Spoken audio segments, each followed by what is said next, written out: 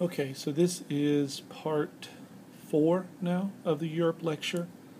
I realize this is an introduction to geography course, and that truth is, in an introductory course, there's no way that I could possibly cover all 196 countries of the world thoroughly.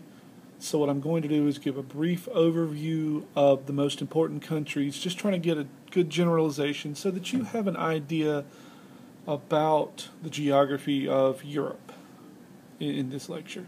So quickly here, I'm just going to go through quickly, hit the high points. We look at Great Britain. Great Britain is that big, huge island on the right. That big island on the right is Britain. What I'm going to do is I'm going to clear up some stuff about the way people use words to describe places.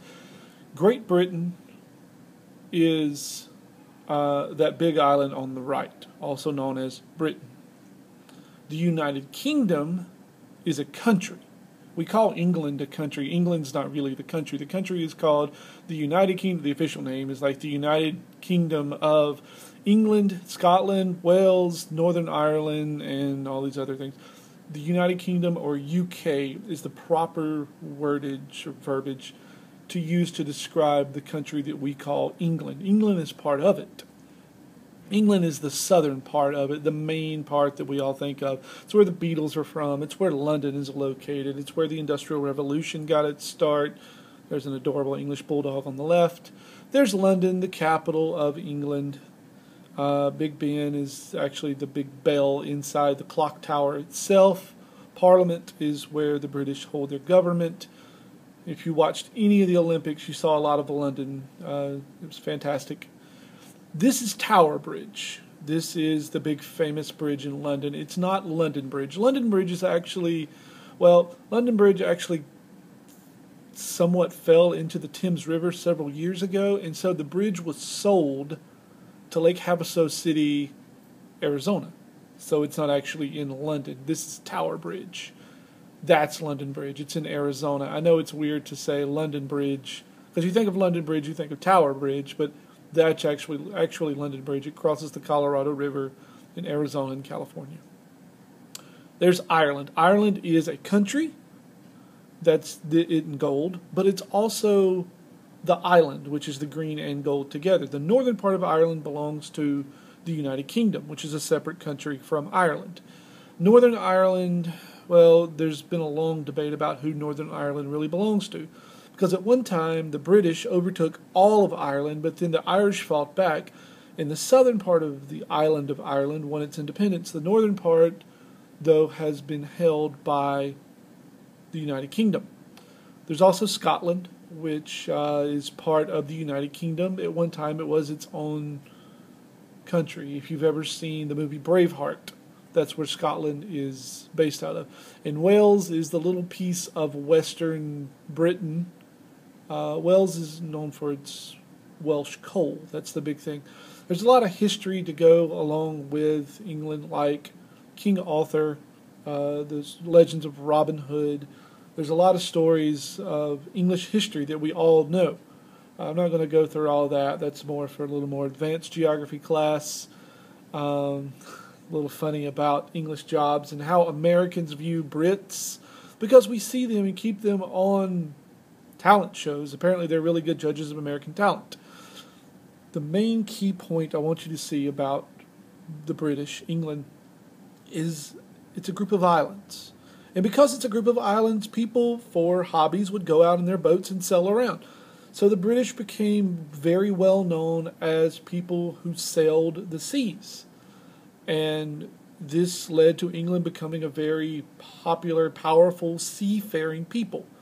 At one time, the British power held 25% of the world's population. That's because they had such good ability to sail.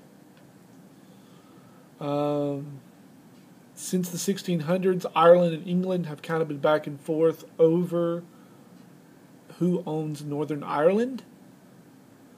And as you can see here, this is a nice big sign on the side of a building telling you, hey, this is a disturbed neighborhood. This is a neighborhood where fighting ensues over who owns Northern Ireland. And it's called the Troubles. It's kind of settled down in the past 10 years. It's not nearly as bad as it used to be. We all know about the royals, and they're so adorable and so cute and so wonderful, and we all watch them and know them, but really they don't matter because they don't have any ruling power in England. The Prime Minister is the one who is in charge of the United Kingdom. He would basically be like the head of their Senate here in the United States, to put it mildly. And he is the guy who dictates policy for the country. He serves kind of a dual role as head of the Senate and kind of like president. He's the one that meets with other dignitaries from other countries. The Channel is this new rail line that was built in the past 15 years that connects England to France by rail. It's the first time they've actually been connected by anything other than boat, and so it's a big deal. The French are stereotyped a lot for being silly or dumb or absurd or deeply in love or snooty, but they're French. You could say what you want to about them. France is very centralized. If you go to France, typically you will fly into Paris, and everything revolves around the city of Paris. Most of the people live in Paris. It's where all the sights are. You can always go out from there. French are known for their fashion, grapes and wine. The Riviera along the Mediterranean coast, cities like Marseille, are great tourist destinations. The Tour de France is a big bicycle competition each year. Paris is the major city, though. There's the Eiffel Tower. The Louvre is the big art museum in town. Germany, on the other hand, is very decentralized. When you fly into Germany, you could fly into Hamburg or Frankfurt or Berlin or Munich. There's a lot of really big cities around Germany. There's not just one major city in Germany. And so it's kind of the opposite of France. Obviously, Germans are known for their beer and their beer production, and beer was probably invented by the Germans, and so they're very proud of that. But Germany was only formed as a country in the 1880s. And it's this unification of Germany that kind of leads to World War I and later on to World War II. After World War II, Germany was split into East and West Germany, and eventually it was reunified in 1989. As you can see, it's very decentralized, a lot of very large cities in Germany. Berlin is the capital city, and it's got kind of a weird feel because half of it was raised by the Soviet Union, half of it was raised by the United States, the British, and the French. The Germans are also known for their auto manufacturing, very fine automobiles. The chancellor or leader of Germany is this lady here, Angela Merkel. The Low Countries, as they're known, Belgium, Luxembourg, Netherlands. This is Belgium. Belgium is known for being very peaceful, known for its chocolate and its diamond markets. The Netherlands is a very low-lying country. A lot of the country is below sea level. They're known for their windmills, and the windmills serve the purpose of pumping water.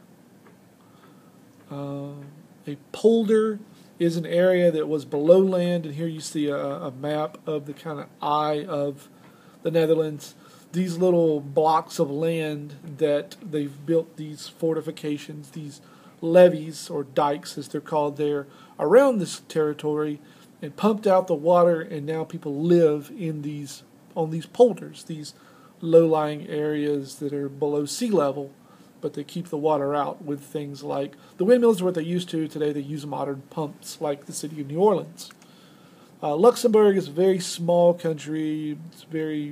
But people there make a lot of money because there are a lot of banks in Luxembourg. It's very scenic. It's a neat place to go. Switzerland is an interesting country because of a couple of things. Number one, it's high up in the mountains, but it's very divided. You have a French section, a German section, an Italian section, a Romanish section, these different parts of the country that speak different languages. But they're known for things like cuckoo clocks and chocolate and their cheese, obviously. Austria, on the other hand, is very centralized around the capital city of Vienna. Beautiful place to go, also in the Alps, just like Switzerland, but very tied to its German roots. In Scandinavia, the northern part of Europe, includes Iceland, Norway, Sweden, and Finland. They're very Lutheran in their religion, also very tied to their Viking heritage, like Thor here. There's Norway, known for its fjords, which are these big, deep glacial valleys that were cut through in the country, and ships can go up in these fjords, and it's where these mountain ranges just dive down into the ocean. It's beautiful. People take very nice scenic tours of it. There's a fjord right there, as you see just how amazingly sharp the cliffs are. Sweden is very hot right now because of books like The Girl with the Dragon Tattoo, which was made into a movie. The capital city is Stockholm. It's very modern. They're known for Volvos. Finland's a really cool little place. They have very inventive people. Nokia and Angry Birds also come from Finland. And finally, Denmark. Capital city is Copenhagen. The most famous story from Denmark is The Little Mermaid. And finally, Iceland. Iceland is in the North Atlantic. Its capital city is Reykjavik. It's known for its fishing because the soil there is not very good for farming.